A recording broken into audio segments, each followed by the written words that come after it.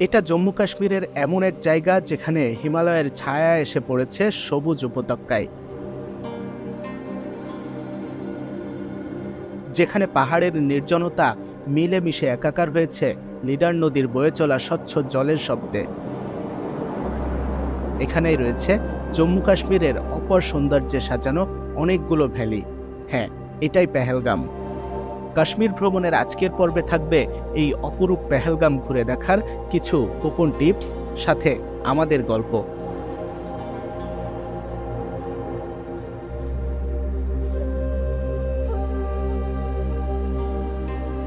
সকালটা শুরু হয়েছে পেহেলগামে। আমরা এখন আছি পেহেলগামে আমাদের হোটেলের সামনে। হোটেলের নাম হচ্ছে হোটেল গ্র্যান্ড আকবর। রাতে এখানে ছিলাম। সিনথান টপ গিয়েছিলাম গতকাল। সিনথান টপ থেকে ফিরতে ফিরতে সন্ধ্যা হয়ে যায়, তারপরে এই হোটেলে উঠে যাই। তো সন্ধ্যা যেহেতু হয়েছে, রাতে আর কিছু দেখায়নি। সকালটা শুরু হয়েছে আমাদের এই হোটেলের, ওই যে হোটেলের জানালা, আমরা এই সামনের দিকে রুমে ছিলাম, ওই হোটেলের বারান্দা থেকে সামনের এই যে পাহাড়ের উপর থেকে সূর্যটা উঠছে, এই আলোতে আমাদের সকাল হয়েছে। তারপর যখন ডান দিকে তাকালাম, এই যে স্নো ক্যাপে মোড়ানো আরেক পাহাড়। সকালটা সত্যি অসাধারণ ছিল। আর হোটেলের ভেতরের পরিবেশটাও খুব সুন্দর ছিল। হোটেলটা আমাদের পছন্দ হয়েছে। হোটেলটা খুবই সুন্দর ছিল এবং সার্ভিসও খুব ভালো ছিল। সার্ভিস খুব ভালো। আমরা আবার যদি কখনো আসি, নিশ্চয়ই এই হোটেলে আবার থাকবো। আমরা এই হোটেলের নাম্বার, লোকেশন, নাম এগুলো সব ডেসক্রিপশনে দিয়ে দেবো আমরা। আর এটা খুব এত সুন্দর লাগছে, সামনের রুমগুলো থেকে এত সুন্দর ভিউ। দেখো এই দিকটা হচ্ছে, ওখান থেকে হচ্ছে একদম স্নো ক্যাপ পাহাড় দেখা যায়, এই সাইড দিয়ে দেখা যায়। হ্যাঁ, আমরা তো উপরে ছিলাম, উপর থেকে আরো স্পষ্ট দেখতে পাচ্ছিলাম। একটু হোটেলের বাইরের রাস্তার অংশটা দেখাই। এই যে কি সুন্দর। এদিক থেকে ঘুরে জাস্ট চারদিকে শুধু ঘাড় ফেরাচ্ছি, একবার ডানে তাকাচ্ছি, একবার বামে তাকাচ্ছি। এখানে ছোট ছোট কয়েকটা দোকান আছে। আমরা ভেবেছিলাম সন্ধ্যার পরে একটু নামবো, আর নামা হয়নি। এই ব্রিজটার উপর আসো। এই যে এখানে আরেকটা ব্যাপার আছে।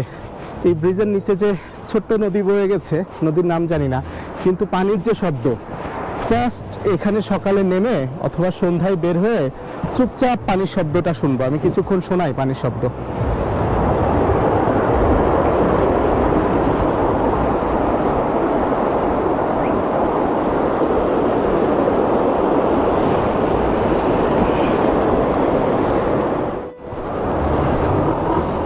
পেহেলগামে আসার আগে আমার আসলে এত এক্সপেকটেশন ছিল না। আজকে আমরা 3টা জায়গায় যাব। এটাকে পেহেলগামে এবিসি বলে, আরু ভ্যালি, বেতাব ভ্যালি, চন্দনবাড়ি। এই 3টা জায়গা হচ্ছে পেহেলগামের সবচেয়ে সুন্দর জায়গা। তো আমরা এই 3টা জায়গায় আজকে ঘুরবো। আমরা এই 3টা জায়গা ঘুরবো, এইটাই টার্গেট। সো আমাদের আরেকটা এখানে আবার ওই যে পেহেলগামের সিস্টেম হচ্ছে, শ্রীনগর থেকে যে গাড়িতে করে আমরা পেহেলগাম এসছি, বা আমাদের রেন্ট করা যে গাড়ি, সেটা নিয়ে এখানে ভেতরে ঘুরতে দেবে না। ওদের ফিক্স করা কিছু রেট আছে এবং ওদের গাড়ি আছে, ওদের গাড়ি নিয়েই ঘুরতে হবে। তো সেই গাড়ি আমরা কল করেছি, গাড়ি চলে এসছে। এটা আমাদের গাড়ি। আমরা গাড়িটা দেখে ওদের যে এজেন্সি না কি বলে এদের, এখানে ইউনিয়ন, এদের ইউনিয়ন আছে, ইউনিয়নে ফোন করেছি, ওরা এই গাড়িটা পাঠিয়েছে। এই গাড়িটা অবশ্য 6 জন খুব আরামসে যাওয়া যায়। তো এর চেয়ে ছোট গাড়িও আছে, বাট ভাড়ার পার্থক্য মাত্র 100-200 রুপি। তো যে কারণে ওরা বললো এটা নেওয়াই ভালো হবে, একটু আরামে যেতে পারবো। তো এরকম গাড়ি আপনারা 5-6 জন হলেও এরকম গাড়িও নিতে পারেন। তো আমরা জার্নি শুরু করি। আমাদের ওরা যেটা বলেছে যে প্রত্যেকটা পয়েন্টে যে আমাদেরকে 1 ঘন্টা করে সময় দেবে। এক পয়েন্টে 1 ঘন্টা করে থাকতে পারবো। আর এক পয়েন্ট থেকে আরেক পয়েন্টে যাওয়ার পথে যে দূরত্ব, যে সময়, এই সময়টা ওদের যে আমাদের টাইম, এই টাইম হিসেবে কাউন্ট হবে না। শুধু একটা স্পটে নামিয়ে দেবে, সেখানে 1 ঘন্টা করে দেখতে পারবো। সো চলুন। এই যে রাস্তার 2 ধারে অনেক হোটেল, যে কোনো হোটেলেই উঠতে পারেন। তো রিভিউ দেখে নিতে হবে, হোটেলে এসে পরিবেশটা দেখে নিতে হবে। কেউ যদি বিকেলের ভিতরে হোটেলে চেক ইন করতে পারেন বা দুপুরের ভিতরে হোটেলে চেক ইন করতে পারেন, তখন হোটেলটা আসলে দেখে চেক করে নেওয়া সুযোগ আছে, এবং সেটাই মনে হয় ভালো হয়। খুব ভালো রাতে লাগে। পেহেলগামে আমরা যখন ঢুকলাম এত সুন্দর লাগতেছিল, মানে এখানে না আসলে মানে সবচেয়ে কষ্টদায়ক বিষয় হচ্ছে এখানে না ঘোরাফেরা করার জন্য কোনো অটো নাই, যে আপনি আশেপাশে লোকাল কোনো ট্রান্সপোর্ট নেই, যে আপনি ইচ্ছা করলে একটা রিক্সা ভাড়া করলেন বা একটা অটো ভাড়া করলেন, করে আধা ঘন্টা 1 ঘন্টা ঘুরে আসলেন। এই সুযোগটা আসলে নাই। না হলে কালকে আমরা আসলে হোটেল থেকে আবার বের হতাম। এই জিনিসটা নাই বলে আর বের হওয়া হয়নি। জাস্ট অসাধারণ, মানে রাত্রেবেলা এত সুন্দর করে লাইটিং করা ছিল, এত ভালো লাগতেছিল হোটেলগুলো দেখতে। আর এখন দিনের বেলা এগুলো তো, রাতে এই পাহাড় এগুলো তো দেখা যায় না, এই যে বাগান টাগানগুলো দেখা যায়নি। মানুষ কেন বলে পেহেলগাম অসাধারণ সেটা বুঝতে পারছি। আসলে কাশ্মীরের যে কোনায় যাচ্ছি সেই কোনায় সেই অংশটাই দুর্দান্ত লাগছে।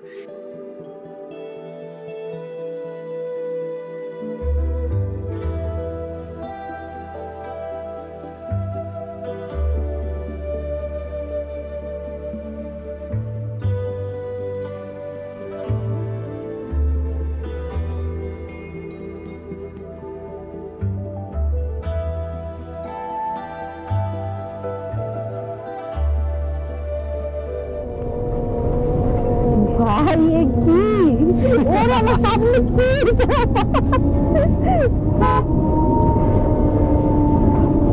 ভাই রাস্তা কি, সামনে ভিউ কি, রাস্তা কি, পুরো মাথা নষ্ট।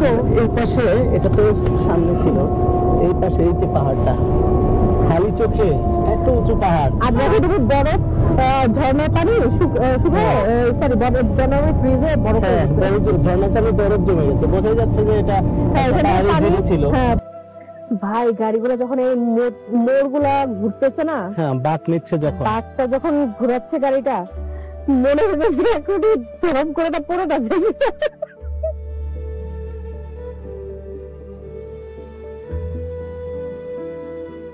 সেই গল্প করতে করতে আমরা চলে এসেছি, এখন নামতে হবে। হ্যাঁ এখন নামতে হবে, চলো নেমে তারপরে বাইরের অংশটা দেখাই। এই যে আমরা গাড়ি থেকে নেমে একটু সামনের দিকে আসলাম। আরো ভ্যালির কিছু বর্ণনা এখানে দেওয়া আছে।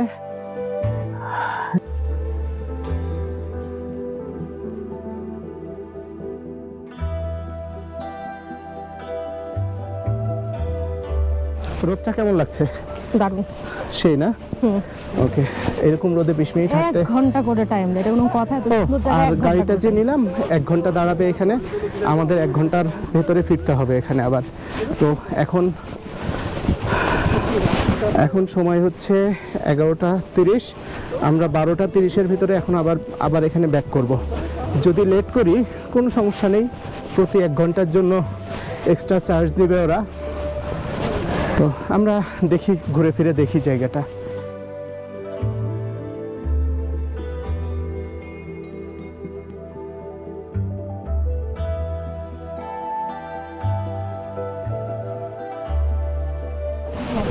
এখানে সুভেনিয়ার पावा जाए।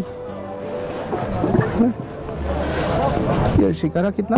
ये 250 का भी है, 150 का है, इसके नाम पे बना के देते हैं।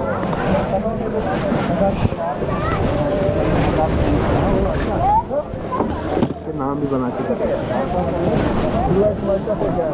नीचे কাশ্মীরের শিকারা 150 করে নাম লিখে দেবে ওরা। সো আমরা একটু ঘুরে ফিরে দেখি জায়গাটা। এই জায়গাটা দেখো, ড্রাই ফ্রুট আছে। ও কত भैया ये क्या है? पीच है मैडम, और ये मैंगो है। आप मिक्स करके भी सारा ले सकते हो। आप देखो कौन सा। আচ্ছা এখানে কাশ্মীরি ড্রেস ঝুলায় রাখছে, এই ড্রেস পরে ছবি তোলার সুযোগ আছে। যদি ওদের থেকে ছবি তুলে নেন তাহলে ড্রেসের জন্য কোনো টাকা দেওয়া লাগবে না, ড্রেস ফ্রি। আর যদি নিজেরা ছবি তুলতে চান, নিজেদের কাছে ক্যামেরা থাকে, ফোন থাকে, শুধু ওদের ড্রেস ভাড়া নেন, তবে ওরা বলছে যে 200 রুপি এক একটা ড্রেস। চলো। ড্রেস আসলে ছবিতে যেরকম লাগছে, সামনে দেখে আসলে এটা গায়ে দিতে ইচ্ছা হচ্ছে না। বেশ কয়েকটা আছে, এই যে সামনে একটা, এই পাশে একটা, এই পাশে একটা, ওই যে আর একটা, 3-4 জন আছে যারা বিভিন্ন ড্রেস নিয়ে আছে। তবে মনে হলো সব একই মোটামুটি, ড্রেসগুলো পুরাতন হয়ে আছে। भैया बनेगा 2-4 फोटो का, यहाँ पे कोई चेंज नहीं करना होगा, ड्रेस के ऊपर ड्रेस आएगा। आइए এই যে কবুতর নিয়েও আছে, কেউ চাইলে কবুতর হাতে নিয়ে কাঁধে নিয়ে ছবি তুলতে পারেন, মাত্র 50 রুপি।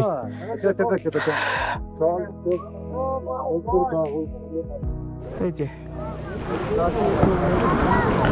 আকাশটা, এই যে এত সুন্দর আকাশ, এই যে চারপাশটা এবার একটু ঘুরে দেখাই।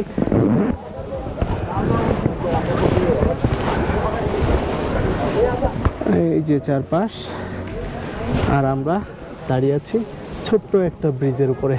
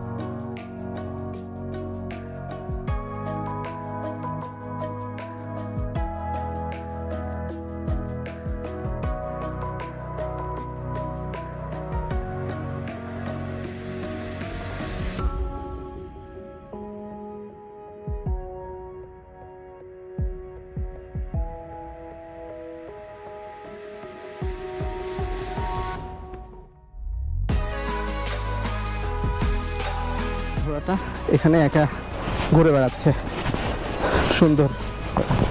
আমাদেরকে দেখে আবার একটু সাইড দিল, যে একটু সামনের দিকে আগায় গেল, রাস্তা খালি করে দিল। ওরা ল্যাঙ্গুয়েজ বুঝে, সব বোঝে। ও ঘুরে ঘুরে খেয়ে বেড়াচ্ছে, যদিও ঘাস খুব একটা নেই। ও हेलो, एक घोड़े साहब। आज मतलब जो मौसम वो जून जुलाई में बहुत अच्छा ग्रीन रहता है। आज ठंड में चलता है क्योंकि इस साल बर्फ भी नहीं आया। हाँ, बर्फ भी नहीं है, हम तो बर्फ क्यों। बर्फ में बहुत अच्छा लगता है। यहाँ स्लेज गाड़ी चलता है, स्नो स्केटिंग चलता है, यहाँ बहुत अच्छा रहता है। टूरिस्ट थोड़ा कम है आज टूरिस्ट कम है। आप हमारा मेहमान है, अब हम खुश हो रहे हैं कि आपको वेलकम कर रहा है टूरिस्ट आने। हमको यही रोज only dependent tourist. Okay sir, Karma house है जो दिलीप कुमार ने पिक्चर बनाया, कर्मा। हाँ, कर्मा वाला वो जो दिलीप कुमार, रणवीर कपूर, नसरुद्दीन शाह, वो जो कर्मा का जो दिलीप कुमार का हाउस दिखा रहा है। हाँ, यही है सर। আচ্ছা, কার্মা হাউস, এটা সামনে অনেকগুলো ভেড়া খাচ্ছে ওরা। ওদের আরো 2টা পয়েন্ট বাকি আছে এখনো। এটা হচ্ছে আরু ভ্যালি, এরপরে বেতাব ভ্যালি এবং চন্দনবাড়ি। হ্যাঁ, তাই না? চন্দনবাড়ি, হ্যাঁ, চন্দনবাড়ি আরো সুন্দর না? চলো। আচ্ছা, তো আমাদের আরো 2টা পয়েন্ট বাকি আছে, আমরা ওখানে যাই, ওখানে যে দেখা হচ্ছে। আমরা কিন্তু পেহেলগামের আরেকটা লোকেশন যেটা বাদ দিয়েছি, ওই যে ওই ভ্যালিটার নাম কি জানেন? বাইসারান ভ্যালি। বাইসারান ভ্যালিতে এখানে যতটা রুক্ষ দেখছি তার চেয়েও বেশি রুক্ষ এখন আমরা দেখেছি। আমাদের কয়েকজন ফ্রেন্ড ওখানে গেছিল, গত সপ্তাহে ছবি পাঠিয়েছে। তো যে কারণে বাইসারান ভ্যালি আমরা বাদ দিয়েছি এই ট্যুর থেকে। তো এই বাইসারান ভ্যালি বা অন্যান্য যেসব ভ্যালিগুলো পেহেলগামের এবিসি যেটাকে বলে, এই ভ্যালিগুলো সবুজ হয়ে যখন থাকে, পুরোপুরি গ্রিন থাকে, আরও বেশি সুন্দর লাগে। তো আমরা যদি কখনো আল্লাহ আবার তৌফিক দেয়, আবার যদি আসার তৌফিক হয়, চেষ্টা করব দ্বিতীয়বার গ্রিনের সময় আসতে, ফুল দেখব, সবুজ পেহেলগাম দেখব, সেটার জন্য আবার অপেক্ষা করব। আর আপনারা যারা সবুজের সময়ে এসেছেন, গ্রিন দেখেছেন, আপনারা কিন্তু কমেন্ট করে জানাতে পারেন কোন সময় এসেছিলেন, আপনাদের কেমন লেগেছিল, অভিজ্ঞতা অবশ্যই শেয়ার করবেন আমাদের সাথে।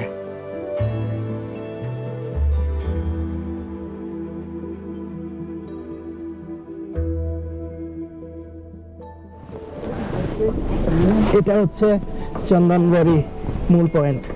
এই যে নেমে গেছি, এইটাই চন্দনবাড়ি। ওই যে ওখানে দাঁড়ায় ছবি তোলার জায়গা আছে, ঘুরে দেখার জায়গা আছে। এই যে নদী বয়ে যাচ্ছে, সো অনেকে নদী পার হয়ে ওই পাশে ওঠে। আমরা আগে এই জায়গাগুলো একটু ঘুরে দেখবো, তারপরে ওই পাশের দিকে যাব। ওই যে পানি যাচ্ছে, আমরা পানির ওখানটায় যাব। ব্যবস্থা নেই, অন্য সময় হয়তো থাকে যে হাঁটতে কষ্ট হলে ওরা সুন্দর ব্যবস্থা রেখেছে, যে হাঁটতে পারবে না তার জন্য এভাবে নিয়ে যেতে হবে। এটাতে করে চেয়ার, ঠেলা চেয়ার। কেমন লাগছে জায়গাটা বলো তো?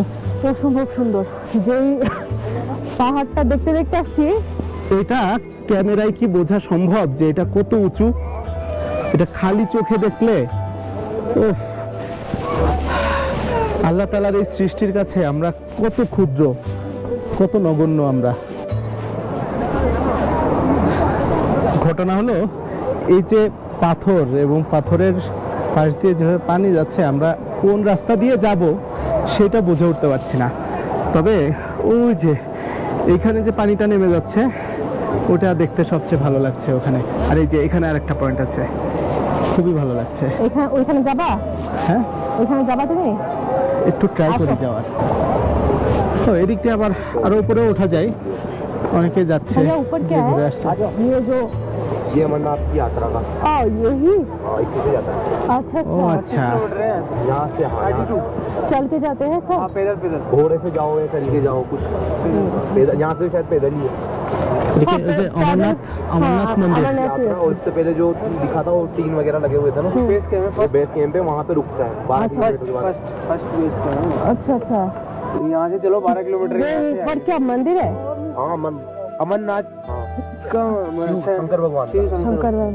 अच्छा शिवलिंग बनती है बर्फ से। अच्छा, बर्फ से? हाँ ओ, मई जून में अभी तो जा ही नहीं सकते वहाँ, अभी बंद है। ये जो है सामने पोस्टर लग रहा है, हाँ हाँ हाँ, ऐसी शिवलिंग बनती है अच्छा अच्छा, गुफा के अंदर, गुफा है। गुफा है अंदर। ও আচ্ছা আচ্ছা। এখানে চারপাশটা এত সুন্দর, সবাই এসে দাঁড়াচ্ছে, ছবি তুলছে কিছুক্ষণ সময়।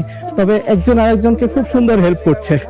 হ্যাঁ, এই যে ও যেরকম একটু পিচ্ছিল, তো বরফটা যখন শক্ত হয়ে আছে জায়গাটা আসলে পিচ্ছিল, খুব সাবধানে চলাফেরা করতে হয়। তবে সবাই একজন আরেকজনকে হেল্প করছে, একজন আরেকজনের ছবি তুলে দিচ্ছে। এবং এখানে দেখতে দেখতে সময় যে কিভাবে পার হয়ে যাচ্ছে, মানে চোখের পলকে সময় চলে যাচ্ছে এখানে। হ্যাঁ, তো আমরা এই অংশটাতে কভার করলাম, এই অংশটাতে কিছুক্ষণ ছিলাম। এই জায়গাটা সবচেয়ে সুন্দর। হ্যাঁ, এখন এই জায়গাটা সুন্দর লাগছে, অন্য সময় হয়তো অন্য জায়গা সুন্দর হবে। এই জায়গাটাও, এই অংশটাও খুব সুন্দর। আবার ওই যে ওই পাশে ওই যে একটা পাহাড় থেকে নেমে এসেছে যে অংশ, ওই অংশটাও সুন্দর। তো দেখি সামনের দিকে আগাই। এখানে বেশ কিছুক্ষণ সময় এখানে পার করলাম এবং খুবই ভালো লাগলো।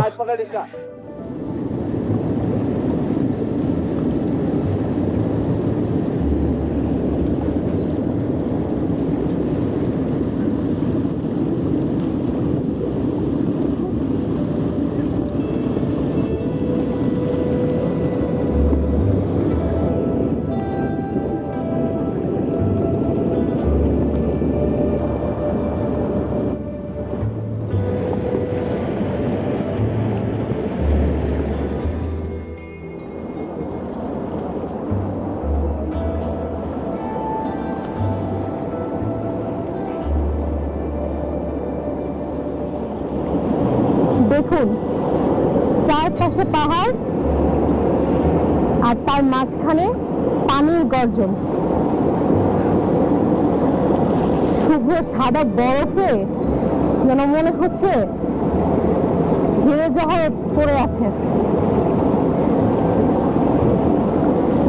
কি সুন্দর বরফ জমে আছে, আবার পানির যে স্রোত, এই পানির ধাক্কায় বরফ কিন্তু একেবারে যে ভেঙে যাবে সেরকমও না।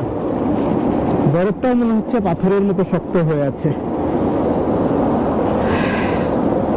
অনবরত এই ঝর্ণা চলে যাচ্ছে। এই সৌন্দর্য কি বলে বোঝানো সম্ভব? ক্যামেরায় ফুটিয়ে তোলা সম্ভব কোনোভাবে? না, এটা কোনোভাবেই ক্যামেরায় ফুটিয়ে তোলা সম্ভব না। এই যে চেয়ারটা কাস্টমাইজ করে বানানো, নিজেদের মতো করে বানিয়ে নিয়েছে এবং নিচে এইভাবে সুন্দর করে রাবার দিয়ে দেওয়া। এই চেয়ারে ওই যে উপর থেকে এইভাবে এই রাস্তা ধরে এইভাবে নিয়ে আসবে এখানে নিচে। জায়গাটা পিচ্ছিল তো, তো এই চেয়ারে বসায়া তারপরে চেয়ার ঠেলে ঠেলে নিয়ে আসবে। তো হাঁটতে জুতার, ও মাশাআল্লাহ, হ্যালো। মানে এখানে এই যে পানির ঝর্ণার শব্দ, হ্যাঁ, ঝর্ণার শব্দটা পুরো মনে হচ্ছে বুকের মধ্যে গিয়ে আঘাত করতেছে। কি যে এক শান্তি, এই প্রশান্তি মানে অন্য কোথাও পাওয়া যাবে বলে মনে হয় না। ঝর্ণা বরাবরই আমাদের খুব পছন্দ। সেই ঝর্ণার সাথে যদি এরকম বরফ থাকে, মনে হয় জানি দেখে, ওই যে একজন শুয়ে পড়েছে ওখানে, দেখে মনে হয় জানি তুলা বিছানো, তাই না? তুলা এভাবে উড়াই দিয়েছে, সেটা এসে এসে পড়েছে। খুব সুন্দর লাগতেছে।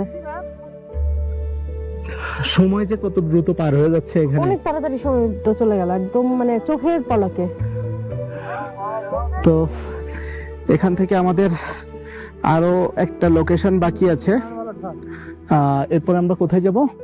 এরপর যাব আমরা বেতাব ভ্যালি। বেতাব ভ্যালি। কেউ যদি আমাকে বলে পৃথিবীর কোন অংশে তুমি বারবার যেতে চাও, আমি বলবো কাশ্মীর।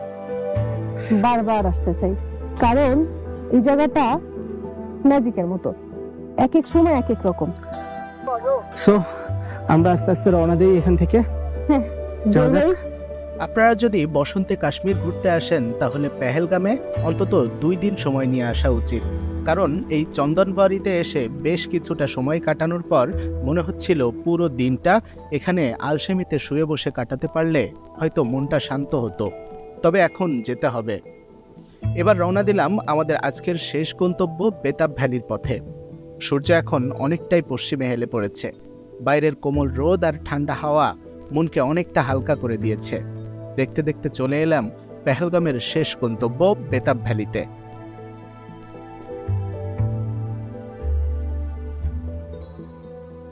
জনপ্রতি 100 রুপিতে টিকিট কিনে ভেতরে ঢুকতে হবে আমাদের। টিকিট কেটে ভেতরে ঢুকতেই চোখে পড়ল বিশাল এক উদ্যান। বলিউড সিনেমা বেতাবের শুটিং নাকি এখানেই করা হয়েছে। সিনেমাটি আমি দেখিনি, তবে শুনেছি 1983 সালে বলিউডে মুক্তিপ্রাপ্ত সেই সিনেমা বেতাবের নাম অনুসারেই নাকি আজকের এই বেতাব ভ্যালি।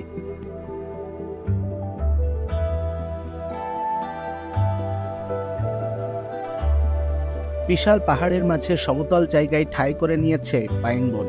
গরমকালে ভ্যালি থাকে সবুজ, এখন শীতের এই পড়ন্ত বিকেলের আলোয় হলুদ হয়ে যাচ্ছে পুরো ভ্যালি। এও এক অসামান্য জাদু। হিমালয় থেকে নেমে আসা নির্ভার বাতাস একাকিত্ব সইতে না পেরে যেন বয়ে যাচ্ছে গাল ফুলিয়ে। আর পাহাড়ের নিচে রূপলি নুপুর হয়ে এঁকে বেঁকে চলেছে আরো নদী। শীত জেকে বসতে চলেছে, তাই এখন আর নদীতে সেই অস্থিরতা নেই। অনেক জায়গায় নদীর জল কমে গেছে। এখানে ঘুরতে ঘুরতে মনে হলো পাহাড়, নদী, উপত্যকা আর অপার নিস্তব্ধতা প্রকৃতিপ্রেমীদের কাছে যেন এক স্বর্গের পরশ এই পেহেলগাম। পেহেলগামের এবিসি ঘুরতে ঘুরতে প্রায় সন্ধ্যা গড়িয়ে গেছে। এবার ফিরতে হবে। আজ আমরা পেহেলগাম থেকে আবারও শ্রীনগর ফিরছি, কারণ কাল যাব কাশ্মীরের আরও একটা অফবিট স্পটে। সে পর্ব দেখার আমন্ত্রণ রইল।